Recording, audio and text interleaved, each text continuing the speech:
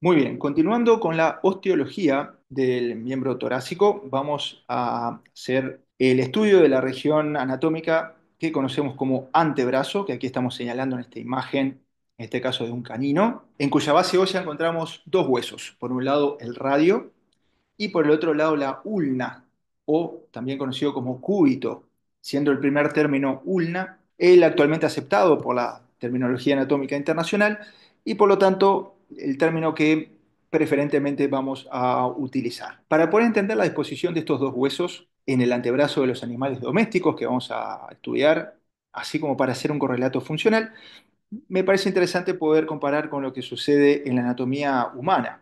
Por eso traje estas imágenes. En este caso estamos viendo un miembro superior, sería en el humano, en posición anatómica. En el humano, posición anatómica sería con los brazos colgando a los lados del cuerpo y con la palma de la mano apuntando directamente hacia adelante. Por lo tanto, estamos viendo desde adelante, esto es lateral, esto es medial. Y en esta posición vemos que los dos huesos que mencionamos, en este caso lateral que haría el radio, medial que haría la ulna, están en una disposición más o menos paralela uno con respecto al otro. Y el antebrazo se encuentra en una posición que denominamos de supinación o decimos que el antebrazo está completamente supinado. Ahora, si la persona rotara el antebrazo de tal forma que la palma de la mano ahora mira directamente hacia atrás, ese movimiento se llama de pronación. Ahora el antebrazo está pronado, que haría la palma hacia atrás, el pulgar quedaría mirando hacia medial, o sea, en dirección al tronco. Y vemos ahora que uno de los huesos, que es el radio, cabalga, por decirlo de alguna forma, sobre la ulna, de tal forma que quedan formando una especie de X, en donde el radio queda hacia adelante, la ulna va a quedar hacia atrás y luego, más hacia distal, va a aparecer hacia lateral. ¿Sí? Recuerden que ahora esto es medial, esto es lateral, así que la ulna hacia distal va a estar entonces dispuesto hacia lateral. Ahora imaginemos que la persona quisiera emular la forma de locomoción de un animal cuadrúpedo, ¿sí? Caminando entonces en cuatro apoyos. Su antebrazo, cuando apoya la mano, su antebrazo va a quedar en esta disposición, o sea, en posición pronada. Y de hecho en los animales domésticos, esta es la posición normal, digamos, cuando están con los cuatro miembros apoyados, es decir, que el antebrazo va a quedar entonces en pronación, ¿sí? Y de ahí la disposición esta de ambos huesos que luego en un ratito vamos a estudiar. El ser humano, desde la posición de pronación, tiene un rango articular muy importante desde acá, desde la pronación completa hasta la supinación completa, de prácticamente 180 grados, un poquito menos, 175 grados, ¿sí? Pasando por esta posición intermedia que se llama justamente posición intermedia o posición neutral. En el caso de los animales domésticos, en gran parte han perdido esta capacidad de movilidad en lo que refiere a la pronosupinación, de tal forma que algunos animales conservan una capacidad de supinación limitada, ¿verdad? Desde esta posición que sería la posición normal cuando un animal está de pie, hasta la posición de supinación. Algunos animales, como los carnívoros, perros o gatos, conservan cierta capacidad limitada, en el caso de los gatos un poquito más, hasta unos 55 grados, más o menos, 45 a 55 grados. En el caso de los perros es un poquito menos, unos 40 a 45 grados de capacidad de supinación del antebrazo. Mientras que otros animales domésticos, por ejemplo los equinos, los rumiantes, directamente han perdido esa capacidad.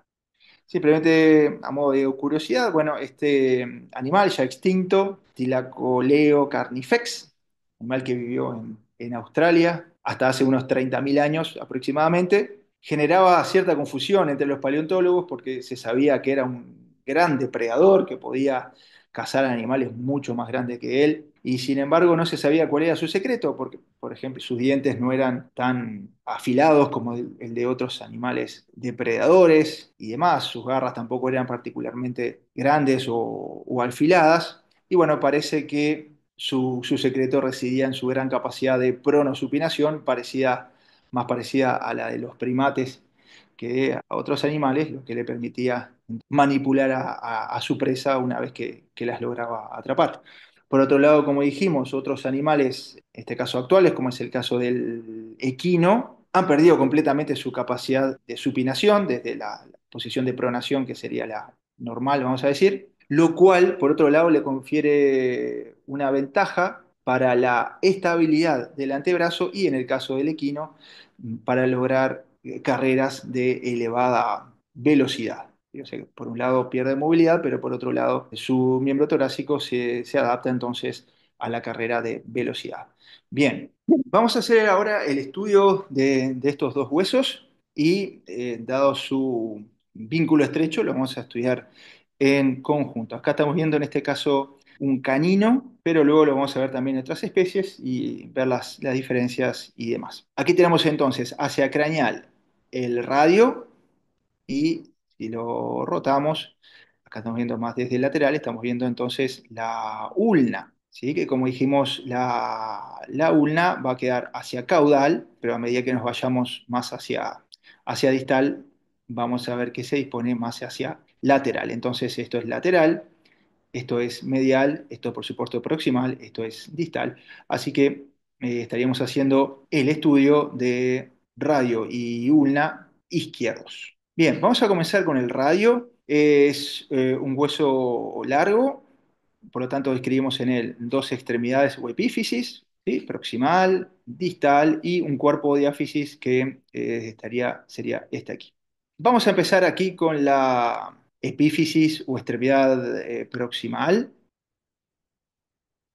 Y vamos a ver que aquí tenemos una estructura articular que está en el extremo, de forma más o menos cilíndrica, que se le llama cabeza del radio, ¿sí? Esta es la cabeza del radio. Y como ya hemos visto, generalmente cuando tenemos una cabeza, tenemos un cuello, o sea que esta acá, esta región un poquito más estrecha, es el cuello del radio. Dijimos que esta cabeza es articular, de hecho va a articular con dos huesos. Aquí, esta acá, esta superficie, va a articular con el húmero y fundamentalmente con la región del húmero que habíamos visto anteriormente como capitulum, y esta articulación entre esta región que se llama fobia de la cabeza del radio y el capitulum del húmero es muy importante porque es la articulación que permite en mayor medida la transmisión de fuerzas entre lo que es la región del brazo y la región del antebrazo, ya que es el radio de los dos huesos, es el radio el que soporta casi toda la carga, digamos, del antebrazo. Bien, y por otro lado tenemos lo que sería esa zona ahí, bien que está articulando con una parte de la ulna que después vamos a ver. Bueno, esa zona que articula, que estoy marcando acá, es lo que se llama la faceta articular circunferencial, ¿sí? Sería como esta zona acá, toda esta zona que articula ahí, ¿tá? Con ese segmento de la ulna. De vuelta, faceta es como cara o carilla, ¿verdad? Faceta articular circunferencial. Alrededor de esta faceta es la que permite, en el caso de los perros y los gatos, cierta capacidad entonces, de supinación. Bien, ahí tenemos entonces el cuello del radio y un poquito más abajo y hacia lo que sería hacia medial, más o menos a este nivel, tenemos una saliencia ósea, que es una tuberosidad, que como está en el radio se llama tuberosidad radial, que se inserta la porción más distal del tendón del bíceps braquial. Bueno, con respecto al cuerpo del radio, es, dependiendo las especies, también según la raza, ligeramente aplanado de adelante a atrás o regularmente cilíndrico. De acá vamos a decir que el borde medial, ¿sí? Que sería este, es en su gran parte subcutáneo, es decir, que se puede palpar a través de la piel, lo cual es una referencia anatómica de superficie. También vamos a encontrar hacia medial, no se aprecia muy bien, pero sería una pequeña rugosidad aquí, donde vamos a encontrar la inserción de un músculo que se llama pronador redondo. Si tenemos un pronador redondo, habíamos dicho, tenemos un pronador cuadrado, que de hecho sí, lo vamos a encontrar inserto en una membrana, que luego vamos a ver, que se llama membrana interósea, que va a estar más o menos a este nivel. ¿Sí? Particularmente lo vamos a encontrar en los carnívoros. Pronador redondo, pronador cuadrado. Bien, Nos vamos ahora hacia la extremidad más distal del radio y vamos a encontrar este ensanchamiento que se denomina tróclea del radio. ¿Sí? Tróclea, esa idea de que tiene forma de polea. Tengan en cuenta que algunos autores le llaman tróclea solamente a esta región más inferior de la extremidad distal del radio, ¿sí? Mientras que otros autores, la mayoría diría, le llama tróclea a toda esta región. Esta región inferior acá, si vemos que es lisa, ¿verdad? Entonces nos da la idea de que, bueno, quizás sea articular, y de hecho sí, acá esto va a estar recubierto en vivo por cartílago articular y se va a articular entonces con los huesos de la primera fila del carpo, huesos carpo radial, carpo ulnar. Y si nos vemos, volvemos ahora de vuelta a una vista craneal, de acá podemos describir surcos bien marcados. Acá vemos uno que se dirige hacia medial, ¿sí? Recuerden, medial, esto es lateral porque acá encontramos la ulna. Acá tenemos un surco, el más medial, acá tenemos otro, el más marcado, que es intermedio, y acá tenemos un tercer surco que es más lateral.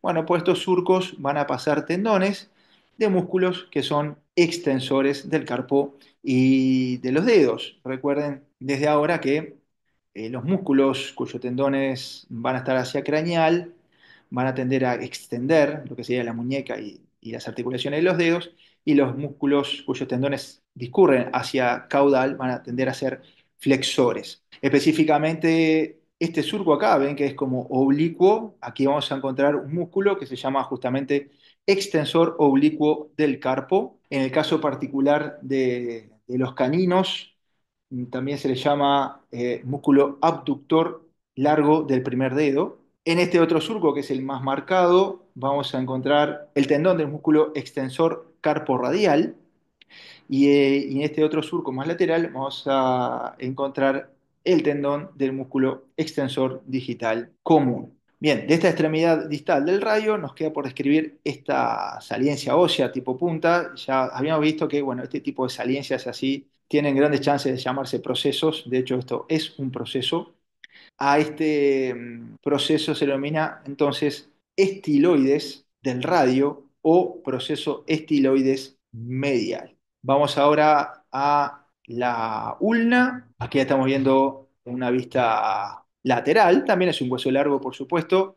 En el caso del perro, más largo que el radio. De hecho, en el perro, la ulna es el hueso más largo de todo el esqueleto. En otros animales va a ser el fémur. Y por ser hueso largo, de vuelta, tenemos un cuerpo y tenemos dos extremidades. Vamos con la extremidad proximal. Tiene unas cuantas cosas ahí interesantes. Toda esta saliencia acá, que forma lo que sería la punta del codo, se le llama olecranon. Todo esto, ¿sí? Toda esta saliencia se llama olecranon. ¿Por qué ese nombre olecranon? Bueno, esto viene del griego, ole viene de olenes, que significa codo, y cranon viene de cranion, que significa cráneo o cabeza, o sea que olecranon refiere a la cabeza del codo, sería, ¿verdad? Significa eso, o el cráneo del codo, si quieren. Bien, en este olecranon vamos a encontrar esta saliencia, que es una tuberosidad, se llama por eso tuberosidad olecraniana o tuberosidad del olecrano. Es importante porque a este nivel se va a insertar un músculo muy, muy importante en la parte caudal, más específicamente de esta tuberosidad, que es el músculo tríceps braquial, principal extensor del antebrazo sobre el brazo. Yendo un poquito hacia craneal y distal, ¿sí? Vamos a encontrar este accidente óseo. Es como una muesca, se dice que tiene forma de sacabocado, ¿sí? Es como una semiluna, se llama incisura troclear. ¿Por qué troclear? ¿Se acuerdan que en el húmero habíamos descrito una superficie articular en la extremidad distal del húmero que se llamaba tróclea? Bueno, esta incisura troclear va a articular justamente con esa tróclea del húmero, ¿sí? De ahí ese nombre. Si nosotros vemos esta incisura troclear, tiene en este extremo una suerte de punta ósea que, como ya podemos estar sospechando, se denomina proceso. De hecho, se denomina proceso ancóneo, que significa en latín, en este caso, de ancon, codo, ¿sí? O sea, referido al cono. De hecho, hay otro músculo que se llama anconio también, que después lo van a ver que es un músculo que está en el codo, ¿sí? Entonces, este es el proceso anconio que durante la extensión del codo se va a alojar en una fosa del húmero que ya vimos anteriormente, que es la fosa olecraniana. Y si nos vamos hacia distal, continuamos por esta incisura. Ven que esta incisura está separada, lo vemos ahí desde craneal. Tiene una cresta aquí que separa esta incisura en dos facetas, una lateral y una medial. Bueno, esta cresta justamente es la que va a articular con el surco que presenta la tróclea del húmero. Bien, y si nos vamos entonces más hacia distal, vamos a ver que acá se forman dos como puntas óseas, vamos a decirle, una acá y otra acá, la medial más marcada que la lateral, que se llaman procesos coronoides de la ulna. ¿Sí? No confundir porque suena muy parecido con el proceso coracoides, que es de la escápula. Este es el proceso, o son los procesos coronoides, ¿sí? Uno medial y el otro el lateral. Acá, entre estos dos procesos coronoides, vamos a tener una incisura. Y así como esta incisura, esta acá, la más grande, se llamaba incisura troclear, porque articulaba con la tróclea del húmero, esta, que va a articular con la cabeza del radio, se va a llamar incisura radial. Bien, entonces, ahí vemos la tuberosidad del olecranon, donde se insertaba el tríceps braquial. Acá estamos viendo en primer detalle el proceso anconio, antes llamado apófisis anconia, la incisura troclear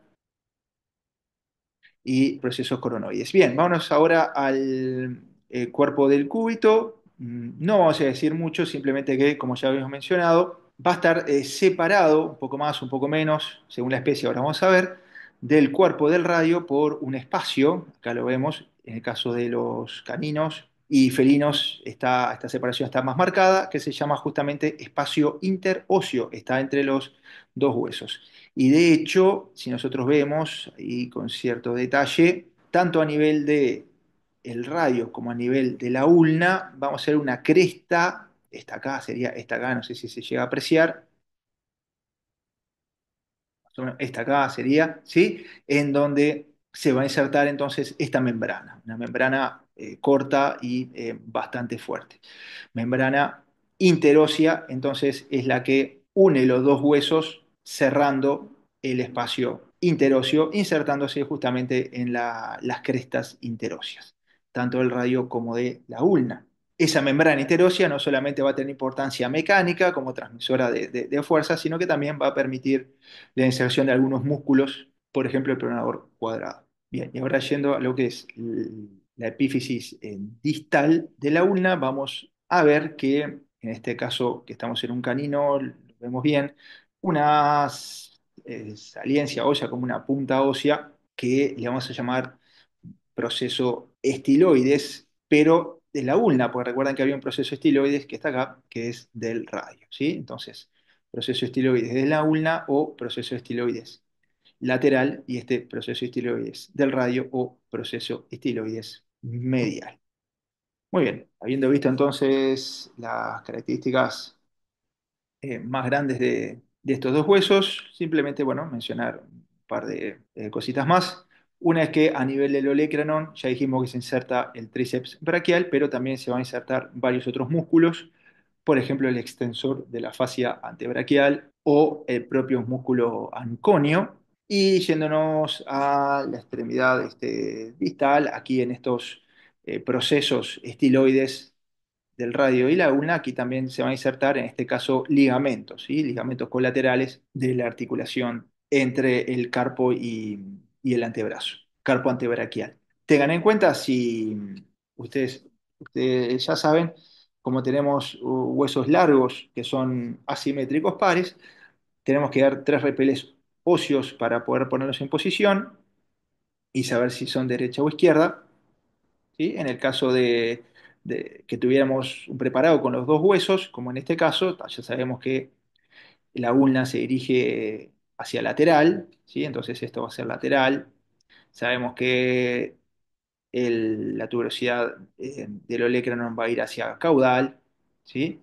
y hacia proximal, entonces ya lo podemos poner en posición.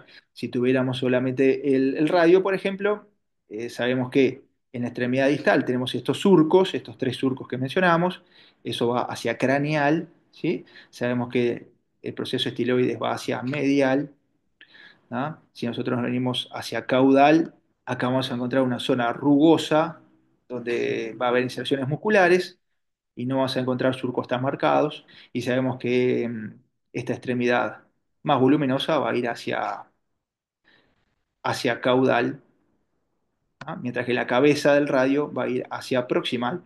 Entonces ahí ya lo podemos poner sin problemas en posición, ¿ah? Eh, ya que hablamos de cabeza del radio, en el caso del canino, a esto acá se le llama cabeza del cúbito, ¿sí? Es como que el cúbito está cabeza abajo, por así decirlo, ¿ah? En el caso del canino. Bueno, vamos a ver qué pasa ahora en otras especies. Dijimos que los equinos, los bovinos, habían perdido la capacidad de supinación del antebrazo, lo cual es ventaja en términos de estabilidad. Por un lado pierden y por otro lado ganan. Y eso tiene en gran parte que ver con la unión que se da entre estos dos huesos. Vamos a verlo a continuación. Bien, en este caso es un bovino y si nosotros lo miramos desde lateral, vamos a ver cómo en gran parte el radio, el cuerpo del radio y el cuerpo del aula están fusionados, o sea, no hay espacio entre ellos.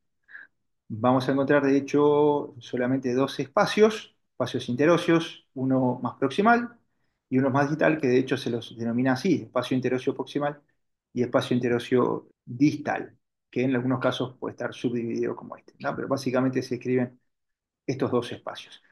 Y entre medio los dos huesos están fusionados. Bien, esa fusión entre dos huesos, que en este caso es normal, se da como parte del desarrollo normal de esta especie, pero que también se puede dar entre otros huesos en forma patológica, sobre todo en los adultos de edad avanzada, se llama sinostosis. Ya habíamos visto el prefijo sin o sim, que significa eh, una unión, conjunción entre dos o más cosas.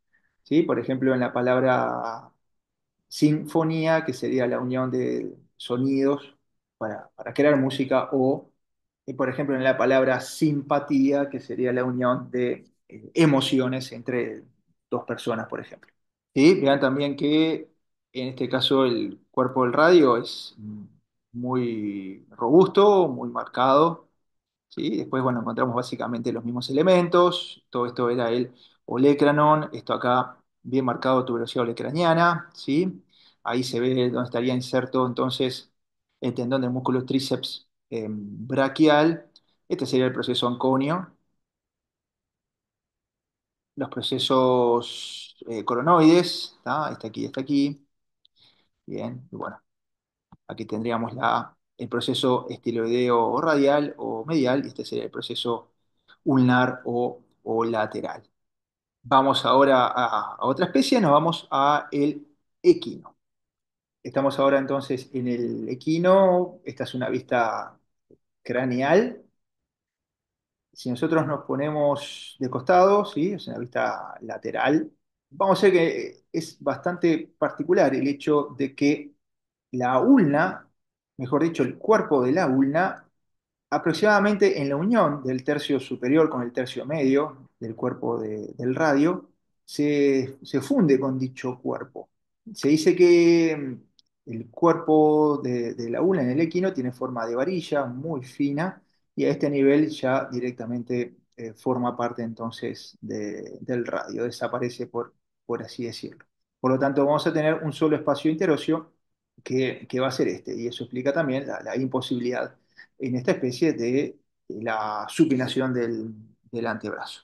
Bueno, los mismos elementos, tuberosidad olecraniana, proceso anconio, ¿tá? Los mismos elementos que ya vimos anteriormente, ¿sí? Los procesos coronoides, cabeza del radio, el cuello del radio, la tróclea, y a este nivel tenemos no tan marcado en el equino, sería el proceso estiloides, que sería el radial, y este sería el proceso estiloides ulnar, pero en este caso, digamos que los dos pertenece al radio, este sería lo que evolutivamente, digamos, pertenecería a la ulna, ¿sí? Pero bueno, en el caso del equino se prefiere hablar entonces de proceso estiroides lateral y medial.